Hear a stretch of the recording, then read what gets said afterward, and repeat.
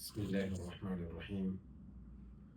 الحمد لله والصلاة والسلام على أشرف الأنبياء والمرسلين وعلى آله وأصحابه وأتباعه ومن تبع إحسان إلى يوم الدين. أما بعد. இவ்வுலகை படைத்து பரிபாலிக்கின்ற ஏக வல்லவன் அல்லாஹ் ஒருவனை புகழ்ந்ததன் பின்னால் அவனால் அனுப்பப்பட்ட கண்மணி நாயகம் ஸல்லல்லாஹு அலைஹி வஸல்லம் அவர்கள் மீதிலும் அவர்களுடைய அடிச்சுவற்றை பின்பற்றி வாழ்ந்த சஹாபாக்கள், தாபியீங்கள், தபா தாபியீங்கள், முஸ்லிமான ஆண்கள் பெண்கள் அனைவர் மீதிலும் சலாமும் சலவாத்தும் என்று நிறைவேற்றுமா. கண்ணியமான இஸ்லாமிய நெஞ்சங்களே, அல்லாஹ்வின் நல்லடியார்களே, இஸ்லாத்தின் அடிப்படையில் ஒரு முக்கியமான விஷயத்தை இந்த இடத்திலே நாம் ஞாபகமூட்டத்துக்கு நான் விரும்புகிறேன். அது என்னவென்று சொன்னால், திருமறை குர்ஆனில் அல்லாஹ் ரப்புல் ஆலமீன் சூரத்துல் மாஇதாயில் 29வது வசனத்தில் அல்லாஹ் சொல்லும்போது சொல்லுகிறான், வலா தக்துலு அன்ஃபுஸக்கும், நீங்கள் உங்களுடைய உயிர்களை நீங்கள் கொலை செய்தா கொள்வீர்கள், நீங்கள் தற்கொலை செய்யாதீர்கள் என்ற வசனம் திருமறை குர்ஆனில் அல்லாஹ் ரப்புல் ஆலமீன் நமக்கு சொல்லி காட்டுகிறார்.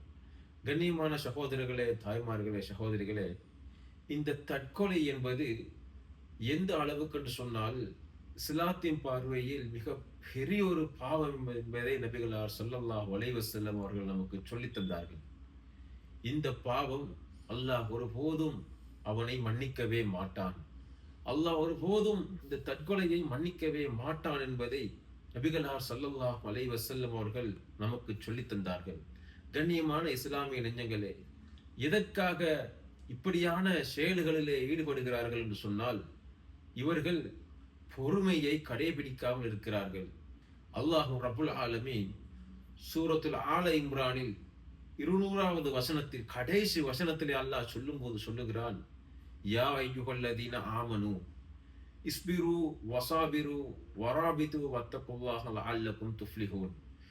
நிச்சயமாக ஈமான் கொண்ட விசுவாசிகளே, நீங்கள் பொறுமையை கடைபிடியுங்கள், அதிலே நீங்கள் கடைபிடிங்கள், அதிலே உறுதியாக இருந்து கொள்ளுங்கள். அந்த அளவுக்கு நீங்கள் அதிலே உறுதியாகவும் அதை கடைபிடித்தும் பொறுமையாளர்களாகவும் நீங்கள் நிச்சயமாக இருந்தோம் என்று சொன்னால், நீங்கள் இன்மையிலும் மறுமையிலும் வெற்றி பெறுவீர்கள் என்பதை அல்லாஹ் ரப்புல் ஆலமீன் நமக்கு சொல்லி காட்டுகிறான். அன்பார்ந்த இஸ்லாமிய சொந்தங்களே, இன்று சிறு பிரச்சனைகளுக்காக எடுக்கின்ற ஒரே முடிவுதான், நான் தற்கொலை செய்து கொள்ளப் போகிறேன். இன்று பார்க்கிறோம், இந்த உலக ராவியிலே எத்தனையோ இடங்களிலே கேள்விப்பட்டாலும் தற்கொலை என்பதுதான் ஒவ்வொரு இடத்திலும் பேசப்படுகிறது.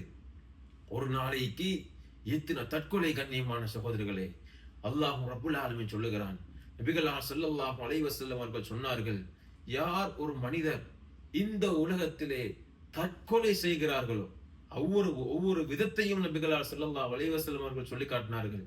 சிலர்கள் மலையின் மேல் ஏறி அவ்வாறே பாய்வார்கள், இன்னும் சிலர்கள் தூக்கிலே போட்டுக் கொள்வார்கள், இன்னும் சிலர்கள் அம்புகளினால் தனக்கு தானே நெஞ்சிலே குத்திக் கொள்ளுவார்கள். இப்படியான ஒவ்வொரு விதமான முறைகளிலும் இந்த உலகத்திலே யார் ஒரு மனிதன் தற்கொலை செய்தானோ, நிச்சயமாக மறுமை நாளில் அந்த நரகத்தில் அல்லாஹ் ரப்புல் ஆலமீன் இந்த உலகத்திலே எவ்வாறு தற்கொலை செய்தானோ அதே போல நரகத்திலே அவர்களுக்கு அந்த வேதனைகள் கொடுக்கப்படும். அவர்கள் நரகத்தில் இந்த உலகத்திலே எப்படி மலைகள் மேலே ஏறி அவர்கள் பாய்ந்தார்களோ அப்படியான அதே முறையில் தண்டனையை அவர்கள் அந்த இடத்திலே வைப்பார்கள். அவர்கள் அம்புகளால் குத்தி அவர்கள் அந்த நரகத்திலே எறியப்படுவார்கள். இப்படி பல இந்த உலகத்திலே எந்த முறையிலே அந்த தற்கொலைகளை செய்தார்களோ அதே மாதிரி மறுமையில் அவர்களுக்கு அது கிடைக்கும் என்பதை நபிகளார் ஸல்லல்லாஹு அலைஹி வஸல்லம் அவர்கள் சொன்னார்கள். அன்பார்ந்த இஸ்லாமிய நெஞ்சங்களே, சிந்தித்து பாருங்கள். வாழ வேண்டிய வயதிலே இன்று உலகத்திலே சாதிக்க வேண்டிய எத்தனையோ விடயங்கள் இருக்கிறது. ஆனால் சின்ன சின்ன பிரச்சனைகளுக்காக, சிறு சிறு சடங்குகளுக்காக இன்று கண்ணியமான அந்த உயிரையை கொடுக்கக்கூடிய அளவுக்கு மனிதர்கள் இந்த உலகத்திலே மாறிவிடுகிறார்கள் என்று சொன்னால், மறுமை நாளைக்கு அடையாளம் என்பதை ஸல்லல்லாஹு அலைஹி வஸல்லம் அவர்கள் சொன்னார்கள். ஒரு காலம் வரும், அந்த காலத்தில் ஒவ்வொருவரும் தன்னுடைய உயிருக்கு எந்த ஒரு மதிப்பையும் கொடுக்க மாட்டார்கள், மற்றவருடைய உயிருக்கும் மதிப்புகளை கொடுக்க மாட்டார்கள். ஏனோ தானோ என்று சொல்லி கொலை செய்வார்கள், தற்கொலை செய்து கொள்வார்கள். அப்படியான ஒரு காலம் வரும் என்று சொன்னார்கள்.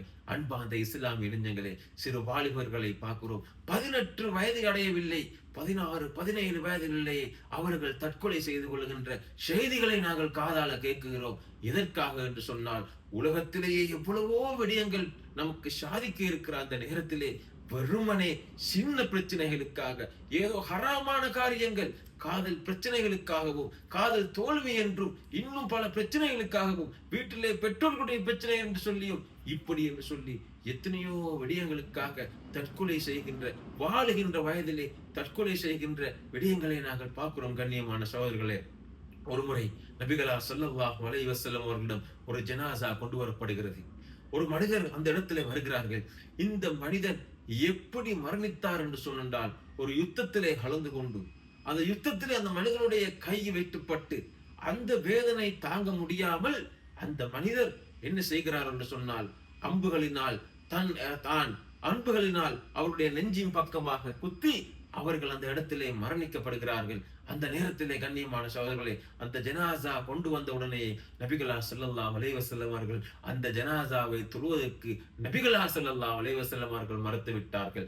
அவர்கள் அந்த ஜனாசாவை தொழுவிக்கவில்லை. வேற யாரு தொழுவிந்து கொண்டாலும் பிரச்சனை இல்லை. ஸல்லல்லாஹு அலைஹி வஸல்லம் அவர்கள் தற்கொலை செய்யக்கூடிய அவருடைய ஜனாசாவை தொழுவிக்கவில்லை. கண்ணியமான சகோதரர்களே, ஊர்களிலேயும் பிரபல்யமான உலமாக்களாக இருந்தால், தேவந்தர்களாக இருந்தால், ஊர்களில் நல்லவர்களாக இருந்தாலும் அப்படியான ஜனாசாக்கள் வந்தால் தொழுவிப்பதிலே நீங்கள் தவிர்த்து கொள்வது மிகவும் நல்லம் என்பதை நாங்கள் மறந்துவிடக் கூடாது. யாராவது தொழுவித்தாலும் பிரச்சனை இல்லை. இதற்குரிய விடயங்களை நாங்கள் வாழக்கூடிய இந்த காலத்திலே பெற்றோர்கள் நாம் சொல்லிக் கொடுக்க வேண்டும். பிள்ளைகளை வளர்க்குகிற நேரத்திலே இது பெரிய ஒரு பாவம். அல்லாஹ் ஒருபோதும் இதை மன்னிக்கவே மாட்டான்.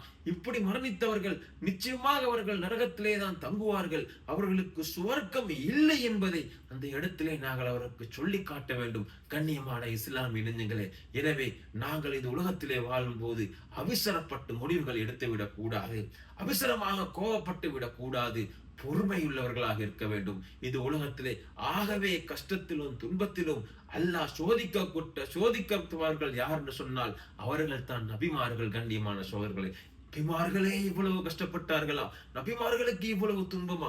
நபிமார்களுக்கு இவ்வளவு சோதனையா? அப்ப நாங்க யாரு என்று சொல்லிக்கொண்டு இந்த உலகத்திலே வருகின்ற பிரச்சனைகளுக்கு, வருகின்ற சோதனைகளுக்கு எல்லாத்துக்கும் முகம் கொடுத்து கொண்டு முன்னே செல்லக்கூடிய முஸ்லிம்களாக நாங்கள் மாற வேண்டும். கண்ணியமான சகோதரர்களே, தாய்மார்களே, எனவே ஒவ்வொரு வீட்டிலும் முக்கியமாக குறிப்பாக வாலிபர்கள், இளைஞர்களுக்கு சொல்ல வேண்டிய ஒரு முக்கியமான அம்சம்தான், ஹராமான காரியத்துக்காக நாங்கள் எங்களுடைய அல்லாஹ் இந்த படைத்த அல்லாஹ்வுடைய இந்த உயிரை, அல்லாஹ்வுக்கு மாத்திரம்தான் இந்த உயிர் எடுப்பவன் அல்லாஹ் தான், உயிரை கொடுப்பவன் அல்லாஹ் தான். இது யாராலும் எடுக்கவும் முடியாது. இந்த உயிரை எவனாலும் கொடுக்கவும் முடியாது.